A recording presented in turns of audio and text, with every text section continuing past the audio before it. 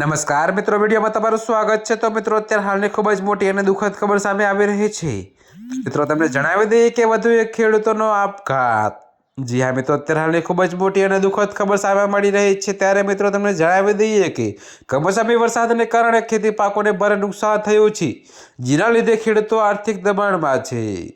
જો કે મિત્રો, અત્યારે હાલની આ ખૂબ જ મોટી અને દુઃખદ ખબર છે। ત્યારે મિત્રો, ગીર સોમનાથના ઉના તાલુકાના રેવત ગામમાં 49 વર્ષીય ખેડૂત ગફારભાઈ મુસાભાઈ ઉંડે પાક નિષ્ફળ જવાને હતાશ થઈને કૂવામાં ઝંપલાવીને આપઘાત કર્યો છે।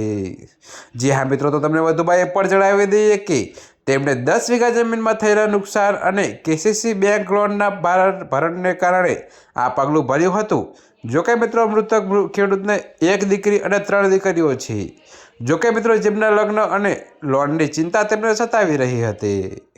ત્યારે મિત્રો, અત્યારે હાલ માટે આટલું જ। મળીશું નવી અપડેટ સાથે। અને જો તમને અમારા વિડીયો પસંદ આવતા હોય તો વિડીયોને લાઇક, કોમેન્ટ, શેર અને અમારી ચેનલને સબસ્ક્રાઈબ કરવાનું ભૂલતા નહીં મિત્રો।